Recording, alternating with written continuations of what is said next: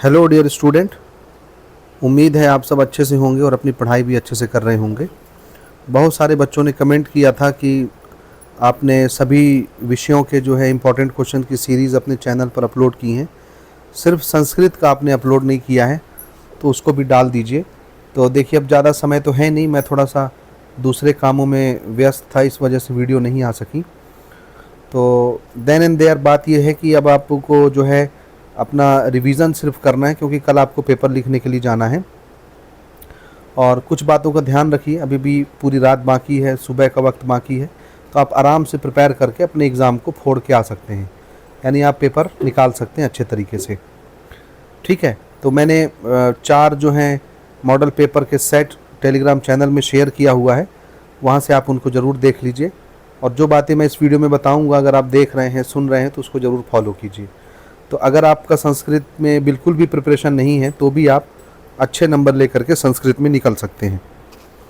ठीक है, तो टेंशन नहीं लेना है, संस्कृत भी सभी पेपरों की तरह एक आम पेपर ही है, आराम से निकल जाता है, तो बहुत ज़्यादा परेशान होने की आवश्यकता नहीं है। तो सबसे पहले चलिए, ये मॉडल पेपर का पहला सेट है, वो मैं आपके साथ डिस्कस कर रहा हूँ, वो आपको टेलीग्राम चैनल पर मिल जाएगा। सबसे पहले देखिए, जितने 4 सेट के मॉडल पेपर हैं, उनके आप कम से कम ये जो विकल्प वाले ऑप्शन और MCQs जो हैं, objective questions, fill in the blanks, उनको अच्छे से प्रैक्टिस कर लीजिए। ठीक है, और पास होने के लिए अच्छे खासे जो बड़े नंबर के क्वेश्चंस आते हैं, जैसे आपके क्या कहते हैं, निबंध हो गया, पत्र लेखन हो गया, तो इन सब को प्रिपेयर कर लीजिए। बाकी गद्यांश वगैरह आते हैं अपठित, यानी पैराग्राफ लिखा रहता है, उसी के ऊपर क्वेश्चन रहते हैं। और बहुत जनरल ग्रामर पोर्शन पूछा जाता है, बहुत जनरल, और बहुत इजी चीज़ें पूछी जाती हैं, जैसे गिनती पूछी जाएंगी संस्कृत में। और ज़्यादातर गिनती जो है वो 100+ के लिए पूछे जाते हैं, 116 112 को संस्कृत में लिख के दिखाओ। प्रत्यय पूछ लेगा, उपसर्ग पूछ लेगा, बहुत जनरल चीज़ें पूछती है संस्कृत में। अगर आपको थोड़ा बहुत भी आता है तो आप आराम से उसको बना ले जाएंगे। तो मैं आपको ये PDF दिखाता हूँ, आप स्क्रीन पर बने रहिए और आराम से देखिए। एक सेट में समझाता हूँ, आपके अंदर कॉन्फिडेंस आ जाएगा, कैसे कैसे लिखना है, किसको प्रेफरेंस देना है, आराम से आप उसको प्रिपेयर कर सकते हैं। चलिए शुरू करते हैं। देखिए, सबसे पहला क्वेश्चन, इसको हम पूरा PDF आपको सॉल्व करके बताते हैं, कुछ कुछ चीज़ें जहाँ जहाँ पर ज़रूरत पड़ेंगी, और बाकी मैं आपको ओवरऑल समझा दूंगा, ओवरव्यू दे दूंगा, तो आप एक रात में प्रिपेयर करके अपने एग्ज़ाम को अच्छे तरह से क्रैक कर सकते हैं। चलिए शुरू किया जाए। पहला प्रश्न देखिए, भाषाया आधारभूतम भवति, भाषा का आधारभूत क्या होता है? तो इसका जनरल उत्तर है भैया, ये व्याकरण होता है, बिना व्याकरण के भाषा हो ही नहीं सकता। अगला देखिए, नास्ति सत्यम सत्य समम, ठीक है, सत्य के समान क्या नहीं है? तो आंसर है तप, या जो भी इसका मीनिंग निकलता होगा। मैं संस्कृत का जो है विद्वान नहीं हूँ, तो मैं गलत उच्चारण कर दूंगा, कहीं पर गलत मीनिंग बता दूंगा, क्योंकि मैं संस्कृत में उतना एक्सपर्टीज़ नहीं रखता हूँ। ठीक है, तो बाकी आप जनरल चीज़ें समझ जाएंगे। अगला जो क्वेश्चन है, यहाँ पर देखिए, सर्पः विवरात बहि निस्सरित इति अस्मिन वाक्ये अव्यय पदम अस्ति। ये जो वाक्य ऊपर लिखा हुआ है, ये वाक्य, इसमें अव्यय पद कौन सा है? अव्यय। ठीक है, आप लोग प्रत्यय, अव्यय सारी चीज़ें पढ़ते हैं, इसमें अव्यय शब्द ये है, बहि। ठीक है, तो ये आपका ऑप्शन हो जाएगा। तो इनको आप एटलीस्ट जितने MCQs आपके मॉडल पेपर में हैं, चाहे वो नवबोध के हों, चाहे वो प्रबोध के हों, चारों सेट के आप MCQs पढ़ लीजिए, फिल इन द ब्लैंक्स पढ़ लीजिए। बहुत ज़्यादा चांसेस रहते हैं कि प्रबोध मॉडल पेपर जो है, वहाँ से अच्छे खासे क्वेश्चन आपके परीक्षा में आते हैं। जिस तरह बाकी पेपर आपने देखा, हमने सबके लिए एनालिसिस किया, आपके लिए क्वेश्चन छांटे, तो मैक्सिमम क्वेश्चन 95% क्वेश्चन जो हमने मार्क करवाए थे वो सब आए हैं। तो निष्कर्ष यही बच्चों कि आपको प्रबोध के मॉडल पेपर को अच्छे से खंगाल लेना है। ठीक है, आगे बढ़ते हैं। चलिए अगला जो प्रश्न देखिए, इसमें कौन सी विभक्ति यूज़ की गई है? सरिति में, सरिति में इस शब्द में कौन सी विभक्ति स्थित है? तो ये सप्तमी विभक्ति है इसके अंदर। ठीक है, इसी प्रकार से स्नेह में कौन सा धातु योग बन रहा है? देखिए यहाँ पर कौन सी विभक्ति, तो ये भी सप्तमी विभक्ति है। ठीक, इसी प्रकार से आप फिल इन द ब्लैंक्स भी बना सकते हैं, उत्तर भी आपको दिख रहा है, आप आराम से इनको पढ़ करके प्रिपेयर कर सकते हैं। क्रीडानम खाली स्थान अपि रोचते, तो इसमें क्या होगा? ये ऊपर ऑप्शन दिया रहता है फिल इन द ब्लैंक्स में, यही तो कमाल है कि इसमें ऑप्शन दे देता है, तो आप आराम से सेंटेंस को बैठा बैठा के लिख सकते हैं। अब मेरी बात ध्यान से समझना, जैसे आप संस्कृत तो वैसे ही बच्चों को ज़्यादा पसंद आता नहीं है, कुछ कुछ गिनती के बच्चे होते हैं जिनको संस्कृत बहुत अच्छे तरीके से आता है, उनका फेवरेट होता है। मैक्सिमम 95% बच्चे ऐसे होते हैं जिनको संस्कृत न पढ़ना होता है, न रुचि होती है, न वो देखना चाहते हैं। ठीक है, सब्जेक्ट वैसे बहुत प्यारा है और ज्ञान की चीज़ें बहुत सारी हैं, क्योंकि जितनी भाषाएं हम जानते हैं वो कहीं ना कहीं संस्कृत से ही निकल करके बनी हुई हैं। समझे आप? तो देखिए, फिल इन द ब्लैंक्स को बनाने का तरीका ये रहता है कि सभी फिल इन द ब्लैंक्स को पढ़ो, कोई ना कोई शब्द आपको एकदम आसान लगेगा तो वो फिल करते जाओ। बचे कुचे शब्द बस इक्का दुक्का बचते हैं तो उसमें फिर आप चयन करके पढ़ सकते हैं। तो 5 नंबर में कम से कम आपको 4 तो मिल ही जाएगा, कहीं नहीं जाएगा 4 नंबर। ठीक है, जैसे यहाँ पे देखिएगा, दूसरा प्रश्न मैं पढ़ रहा हूँ ना, निशांते चा पीबेत, निशांत क्या पीता है। तो पीने के लिए भैया यहाँ एक ही ऑप्शन है, जलम, तो यहाँ पे जलम आप भर देंगे। ठीक है, सुपुत्र इति शब्दे खाली स्थान उपसर्ग अस्ति, यानी सुपुत्र शब्द में उपसर्ग क्या है। उपसर्ग किसको बोलते हैं? जो शब्द के पहले लगता है। प्रत्यय उसको बोलते हैं जो शब्द के बाद में लगता है। तो शब्द के पहले इसमें क्या लगा हुआ है? सु। तो आपको यहाँ पर ऑप्शन दिख जाएगा, देखिए सु, तो यहाँ पर आप सु लिख देंगे। समझा? इस तरह से करके आप इसको आराम से बना सकते हैं। जैसे आखिरी वाला मैं पढ़ रहा हूँ, महिला भोजनम पचंती, महिला भोजन पकाती है। ठीक है, तो खाली स्थान महिला भोजन पकाती है, तो इसमें क्या आएगा? तो आंसर यहाँ पर ता आएगा, ता महिला, यानी वे महिला या वो महिला भोजन पकाती है। इस तरह करके आप अपने ऑप्शन को छांट सकते हैं। यानी 3-4 जहां आपने भरा, 1 ही 2 बचेंगे तो फिर आप वो तुक्का लगा के भी उसको भर सकते हैं, अगर आपको स्टेटमेंट समझ में नहीं आ रहा संस्कृत का।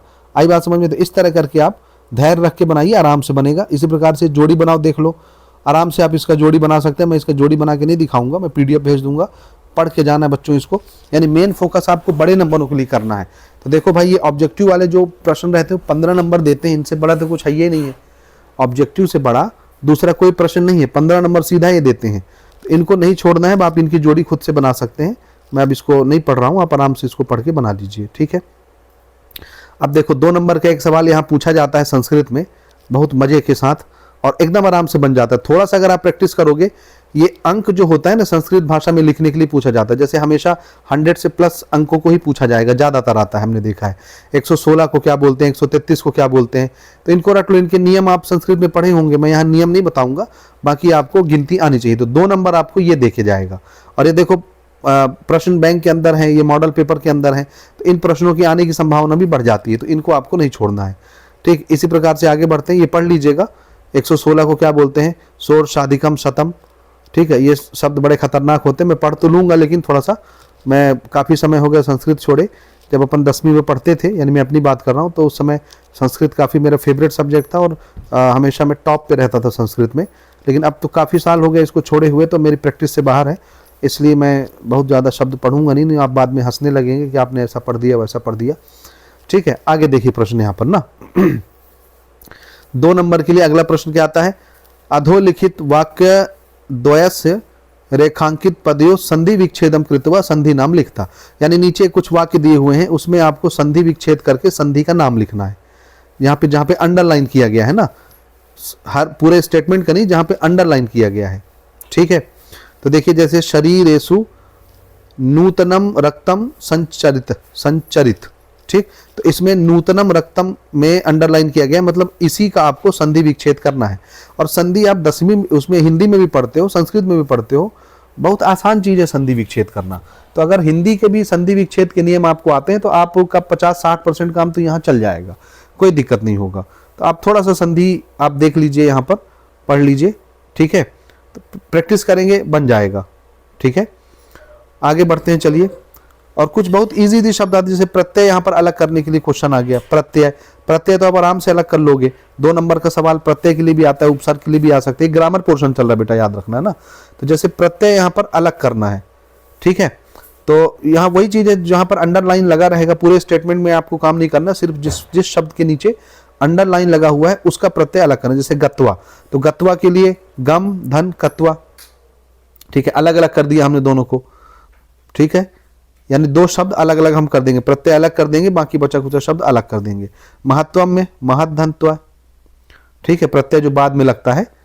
ठीक, इस तरह से आप इनको समझ सकते हैं। अगला प्रश्न देखिए, यहाँ पर ये वाच्य में परिवर्तन करना रहेगा आपको। ये ग्रामर पोर्शन भाई, इसको पढ़ लीजिए। जितने प्रश्न आप देखेंगे यहाँ से है, प्रश्न बैंक से हैं, उनको एकदम रट डालिए। आप किस तरह से प्रिपेयर करना है नीचे आपको बना करके दिखाया गया है, मैं यहाँ पर नहीं बताऊंगा। ये इंग्लिश होता हिंदी होता तो मैं आसानी के साथ आपको समझा देता। ठीक है, इस प्रकार से यहाँ भी देखिए लकार पूछा है। ठीक है, तो जितने प्रकार के लकार होते हैं, लिट लकार, लोट लकार, लंग लकार, तो आप उनको प्रैक्टिस कर लीजिए। तो क्लास में आपको पढ़ाया गया होगा। तो यहाँ पे आपको लकार बता दिया है, उसके अनुसार आपको इसको परिवर्तन करना है। ठीक है, यहाँ पर भी ग्रामर पोर्शन चल रहा है। समास का विग्रह करना है और समास का नाम लिखना है। तो समास भी बहुत आसान है, हिंदी में भी आप पढ़ते हैं व्याकरण में, और संस्कृत में भी वही चीज होता है, एक ही चीज है, बस संस्कृत में थोड़ा सा शब्दों में हेर फेर हो जाता है, इसलिए बच्चों को कठिन लगता है, अदरवाइज है बहुत आसान। तो आराम से आप जितने मॉडल पेपर में समास दिए हैं, संधि दिए हैं, कम से कम उतना प्रैक्टिस करके जाइए आप परीक्षा के लिए। घबराइए नहीं, अभी सिर्फ ये 2-2, 3-3 नंबर के क्वेश्चन चल रहे हैं, यहाँ से 3 नंबर के प्रश्न शुरू हो गए हैं। अब ये शब्दों को अशुद्ध वाक्य जो होते हैं उसको शुद्ध करना रहता है, ये भी प्रश्न आपके परीक्षा में आते हैं। वाक्य में कुछ ना कुछ मिस्टेक रहता है, उस मिस्टेक को आपको सुधारना है। तो ये भी प्रैक्टिस से बनेगा भाई, एक रात में अब कोई जादू नहीं हो जाएगा, आप जब इसकी प्रैक्टिस करेंगे तभी आपसे ये बनेगा। ठीक है, तो ये आप पढ़ लीजिए। इसके बाद यानी अब आपको नंबर जहां से मिलना है वो ये क्वेश्चन आ रहे हैं, ध्यान से देखिएगा। ठीक है, जैसे 9वां प्रश्न है 3 नंबर के लिए, अधोलिखित गद्यांश सम्यक पठित्वा निर्देशानुसार प्रदत्त प्रश्नानम उत्तराणी लिखित, यानी आपको यहाँ पर गद्यांश दिया गया है और उसको पढ़ के नीचे कुछ क्वेश्चन पूछे जाएंगे, 3 प्रश्न के उत्तर आपको लिखने, 3 नंबर आपको मिलेगा। तो ये गद्यांश पढ़ करके आपको उत्तर लिखना है। तो उसके उत्तर तो इसी के अंदर मौजूद है, प्रश्न पढ़िए, उत्तर खोजिए, लिख दीजिए, कोई दिक्कत नहीं है। तो ये तो भैया 3 नंबर आपका कहीं नहीं जाएगा, ये आप आराम से बना लोगे। ये ऊपर देखेंगे आप, प्रश्न यहाँ पर लिखा हुआ है, गद्यांश में इसको खोजेंगे, इसके उत्तर को आप लिख देंगे। ठीक है, तो प्रैक्टिस करेंगे तो बन जाएगा, बहुत मुश्किल नहीं है। ठीक है, इसी प्रकार से यहाँ भी देखिए एक और गद्यांश आ गया 3 नंबर के लिए। यहाँ पर भी कुछ क्वेश्चन आपसे पूछे जाएंगे, गद्यांश को पढ़िए, उत्तर लिखिए। तो ये बहुत आसान है, क्वेश्चन पढ़िए, 2 बार 3 बार 4 बार गद्यांश को पढ़िए, गद्यांश के अंदर ही आपको उत्तर मिल जाएगा। ठीक है, मैं समझा नहीं रहा हूँ क्योंकि मेरी अभी एक्सपर्टीज इसमें नहीं है, इसलिए। ठीक है, और अगला प्रश्न देखिए, यहाँ पर श्लोक दिया हुआ है, इसमें भी आपको उत्तर लिखना है। श्लोक को पढ़िए, कक्षा में आपको श्लोक पढ़ाया गया होगा, श्लोक के ऊपर ही क्वेश्चन पूछा जाता है। ये भी 3 नंबर का एक प्रश्न आता है, ये भी आपसे बन जाएगा। ठीक है, श्लोक में ही इसके उत्तर रहते हैं, यानी उसका मीनिंग समझ के आपको उत्तर लिखना है। यहाँ पर भी देखिए एक श्लोक और आया, उस श्लोक में भी आपको कुछ प्रश्न पूछे जाएंगे, तो वहाँ पर आपको प्रश्नों के उत्तर लिखने हैं। तो ये भी आप प्रिपेयर कर सकते हैं। हालांकि बच्चों को ये कठिन लगता है, लेकिन कुछ इजी पोर्शन भी आएंगे, वो आगे मैं आपको बताता हूँ कि कौन कौन सी चीज़ें आपको आसान लगेंगी। जैसे क्वेश्चन नंबर 13 है ना, अब यहाँ से क्वेश्चन आंसर शुरू हो गया, इसका तो कोई विकल्प नहीं भैया, क्वेश्चन आंसर तो आपको पढ़ के जाने, जैसे आप हिंदी में पढ़ के जाते हैं, इंग्लिश में पढ़ के जाते हैं, तो क्वेश्चन आंसर तो भैया एज इट इज पुस्तक से ही आपको लिखना है। ठीक, लेकिन मजे की चीज़ ये है, यहाँ पे 4 प्रश्न आपको बनाने रहते हैं, 6 प्रश्न दिया रहता है, तो 6 में से 4 कोई भी आपको जो आसान लगता होगा, अगर आपने पढ़ा है तो उसके उत्तर आप संस्कृत में लिख सकते हैं। ठीक है, ये हो जाएगा। तो यानी इनको प्रैक्टिस करना आपने मॉडल पेपर का। अब ये एक क्वेश्चन आया 4 नंबर का, ये एकदम लड्डू क्वेश्चन है, देखना हर बच्चे से बन जाता है। सवाल क्या है देखिएगा ना, अधोलिखितेषु वाक्येषु रेखांकित पदानाम आधृत प्रश्न निर्माण कुरुत, यानी आपको एक स्टेटमेंट लिख करके दिया गया है और किसी शब्द के नीचे ऐसे अंडरलाइन किया गया है, किसी पद के नीचे, तो उस पद को देख करके आपको इस स्टेटमेंट को पढ़ना है और इसका प्रश्न बनाना है। यानी प्रश्न क्या होता, तो ये जो चीज यहाँ लिखी हुई है इसके उत्तर के तौर पर आता, प्रश्न आपको बनाना है। ये क्वेश्चन टैग जैसा है, जैसे इंग्लिश में आप क्वेश्चन टैग नहीं बनाते, तो ये बिल्कुल क्वेश्चन टैग की तरह। जैसे मैं एक आपको समझा देता हूँ, ये खा वाला ना, तो आपको समझ आ जाएगा, देखते जाइएगा। खा वाला आपको समझा रहा हूँ, ध्यान से समझिएगा। देखिए इसमें लिखा है, बृहस्पति के नीचे अंडरलाइन लगा है ना, देवा नाम गुरु मन्यते, देवा नाम यानी जो देवता होते हैं वो इनको गुरु मानते हैं। किसको? बृहस्पति को। बृहस्पति को देवलोक में, या देव जो होते हैं देवता, वो गुरु मानते हैं। तो इसका प्रश्न क्या बन सकता है, देवता किसको गुरु मानते हैं? ठीक, तो उसको कैसे लिखेंगे, किसको को का बोलते हैं अपन हिंदी में, संस्कृत में। देखिए यहाँ पर का आया ना ये शब्द, का देवा नाम गुरु मान्यते, का लगा देना, ज्यादातर ये इसी से क्वेश्चन बनते हैं। तो इस तरह से आप पढ़ पढ़ के अगर आपको संस्कृत के स्टेटमेंट समझ में आते हैं तो आप क्वेश्चन भी बना ले जाएंगे, कोई मुश्किल नहीं है। और ये मस्त 4 नंबर देता है भाई, तो प्रैक्टिस करेंगे तो 4 नंबर कहीं नहीं जाने वाला। इसी प्रकार से सुक्ति लिखने के लिए आता है। देखिए आपके संस्कृत की किताब में बहुत सारी सुक्तियां होती हैं, कोई 4 सुक्ति आपको लिखनी है, और जो इस प्रश्न पत्र में ना आया हो। समझ आई बात? कोई भी 4 सुक्ति, आप कम से कम 10 सुक्ति याद कर लीजिए अपने संस्कृत के टेक्स्ट बुक से। 10 सुक्ति आप याद कर लीजिए। जाहिर सी बात है कुछ ना कुछ सुक्ति तो आपके प्रश्न पत्र में फंस जाएगा, तो जो प्रश्न पत्र में नहीं आया रहता है ऐसे 4 सूक्ति आपको लिखने रहते हैं। तो आप कोई 10 याद कर रहेंगे तो जाहिर सी बात है ज़्यादा से ज़्यादा करेंगे, कोई 6 आएगा, 4 आपको याद रहेगा, उसमें से कुछ भी लिख देना। अब बहुत मजबूरी होगी, अगर प्रश्न पत्र में भी आया होगा और आपको नहीं समझ में आ रहा है तो उसी को लिख देना। हो सकता है कभी कभी एग्जामिनर ऐसा फंस जाता है ना, जिसको ध्यान नहीं रहता, पूरी चीज़ें 18 प्रश्न तो आदमी के दिमाग में नहीं रहता ना, तो कभी कभी चेक करते करते करते आप जो प्रश्न पत्र में आया है उसको भी लिख देते हो तो भी उसमें नंबर मिल जाता है। किसी को नहीं पड़ी रहती कि वो पूरा प्रश्न पत्र खंगाले कौन सी सूक्ति आई है कौन सी नहीं आई है, समझे आप। तो चमत्कार हो जाते हैं कभी कभी। तो भैया इसको बुक से प्रिपेयर करके पढ़ लीजिएगा। 10 सूक्ति पढ़ डालो, कोई ना कोई 4 लिख देना, 4 नंबर आपको मिल जाएगा। इसी प्रकार से अगर सूक्ति नहीं करना है तो सूक्ति के ऑप्शन में ये आता है, कुछ आपको सूक्ति लिखी रहती है, दिया रहता है, और उसको हिंदी भाषा में आपको उसका भाव अर्थ लिखना रहता है। ठीक, तो ये भी आप यहाँ से पढ़ सकते हैं। जैसे एक बड़ा फेमस सेंटेंस है संस्कृत का, सर्वे भवन्तु सुखिनः। इसका अर्थ क्या होता है? सभी लोग सुखी रहें या सभी सुखी हों। ठीक है। अधनस्तु कुतो मित्रम, यानी धनहीन व्यक्ति के कोई मित्र नहीं होते। ठीक है। इसी प्रकार से दृष्टिपूतम न्यासेत पादम, अच्छी तरह देख समझ के ही कदम बढ़ाना चाहिए। माता गुरु तरा भूमि, पूरी भूमि में माता के समान कोई गुरु नहीं है, यानी उनसे बड़ा गुरु कोई नहीं होता, यहाँ तक कि भूमि भी नहीं होती, भूमि से भी बड़ी को बड़ा हम माता को मानते हैं। ठीक है, समझ आई बात। इस तरह से आप सेंटेंस बना सकते हैं। कोई जरूरी नहीं है कि इसका रटा रटाया सेंटेंस आप लिखें, आप अपने शब्दों में लिख दीजिएगा, आपको नंबर मिल जाएंगे। ठीक। 16वां प्रश्न देखो 5 नंबर के लिए आता है। अब ये भी बहुत आसान चीज है ना, ध्यान से देखना। क्या दिया? अपठित गद्यांश। इसको पढ़ के आपको नीचे कुछ क्वेश्चन पूछे जाएंगे, उसका उत्तर आपको लिखना है। 5 नंबर आपको देखे जाता है, बहुत आसान है। पैराग्राफ पढ़ना है, उसके क्वेश्चन पढ़ने हैं, इसी में से आंसर निकाल के आपको आंसर लिखना है। ठीक है। तो मैं अब तो इसको पढ़ूंगा नहीं क्योंकि संस्कृत में लिखा हुआ है। बाकी यहाँ पर देखिए इस तरह के क्वेश्चन आते हैं, आप आराम से इनको बना सकते हैं। ठीक है। तो ये मैं आपके लिए छोड़ूंगा, आपको करना है, एकदम आसानी के साथ बन जाएगा। सारांश वगैरह भी इसमें पूछता है, संस्कृत में लिखना रहता है, तो थोड़ी प्रैक्टिस से आप इसको बना सकते हैं। अब आते हैं हम लोग 4 नंबर के सवाल की तरफ। वो आपका लेटर आ गया, एप्लीकेशन आ गया, ये 4 नंबर देखे जाता है। देखो प्रश्न बैंक में आया है तो भैया बनाना है आपको। क्या है देखिए, अस्वस्थ अकारणात् अवकाशार्थ प्रचार प्रति संस्कृत भाषा प्रार्थना पत्रम लिखित, यानी स्वास्थ्य अच्छा न होने का कारण बताते हुए आपको छुट्टी के लिए वही लिविंग सर्टिफिकेट आपको प्रिंसिपल को लिखना है, लेकिन संस्कृत भाषा में लिखना है। वही ये लिविंग एप्लीकेशन नहीं लिखते आप छुट्टी लेने के लिए इंग्लिश में हिंदी में, ये वही एप्लीकेशन पूछ ले। और ये बहुत कॉमन है, ये जो क्वेश्चन है ये बहुत कॉमन है, इसको पढ़ के जाइएगा। समझ आई बात। तो थोड़ा सा आप देख लीजिए, बिल्कुल वही फॉर्मेट रहता है, बस संस्कृत में आपको लिखना रहता है। तो थोड़ा देख लीजिए, आराम से प्रैक्टिस कर लीजिए, बिल्कुल आपसे बन जाएगा, कोई इसमें हड़बड़ाहट की बात नहीं है। और अगर ये नहीं बनता तो इसके ऑप्शन में देखो 4 नंबर के लिए क्वेश्चन क्या आता है, यहाँ पर समझिएगा। इसके अथवा में मंजूषा में दिए गए शब्दों की सहायता से पर्यावरण रक्षा के लिए पर्यावरण अधिकारी को लिखे गए पत्र को पूरा करें। पर्यावरण रक्षा के लिए पर्यावरण अधिकारी को पत्र लिखा हुआ है, ऑलरेडी लिखा हुआ है, कहीं कहीं पर फिल इन द ब्लैंक्स रहता है, तो खाली आपको ये जो मंजूषा में यहाँ पर शब्द लिखे हुए हैं इनको फिल करना है, बस फुलफिल करना है, यानी fill in the blanks type का है ये क्वेश्चन, और 4 नंबर देके जाएगा। तो अगर आपको ये नहीं आता, ये आपको पत्र लिखना नहीं आता, छुट्टी का आवेदन पत्र, तो आप क्या कर सकते हैं, यहाँ पर देखिए ये इस प्रकार से खाली स्थान रहता है जगह जगह पर। इन खाली स्थान में ऊपर मंजूषा में कुछ शब्द लिखे रहते हैं, यहाँ पर ये कुछ शब्द लिखे रहते हैं, इनको आपको भरना रहता है। तो भाई प्रैक्टिस करेंगे आपसे निसंदेह बन जाएगा, कोई हड़बड़ी नहीं होती, कोई गड़बड़ी नहीं होती, आराम से बन जाएगा। 1 बार 2 बार 3 बार पढ़ के देखो, चारों सेट की इस टाइप के क्वेश्चन लगा लो, 4 नंबर कहीं नहीं गया तुम्हारा।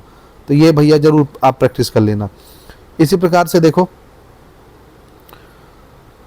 यहाँ पर भी एक आपका श्लोक लिखने के लिए आ गया।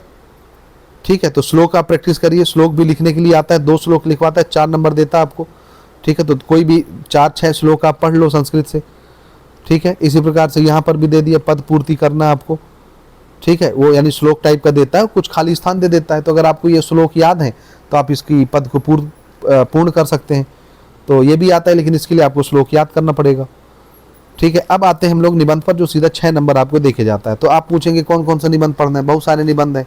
तो निबंध के लिए 2-3 निबंध मैं आपको बता देता हूं। जैसे यहाँ से एक पर्यावरण आप प्रिपेयर करिए, एक मम प्रदेश प्रिपेयर कर लीजिए, ये हो गया।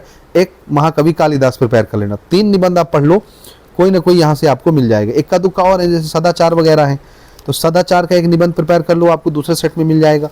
पर्यावरण प्रिपेयर कर लो, मम प्रदेश छत्तीसगढ़ प्रिपेयर कर लो, और एक महाकवि कालिदास। इन 4 में से कोई ना कोई आपको आपकी परीक्षा में देखने को मिल जाएगा। सिर्फ 10 लाइन लिखना रहता है, समझे, सिर्फ 10 लाइन।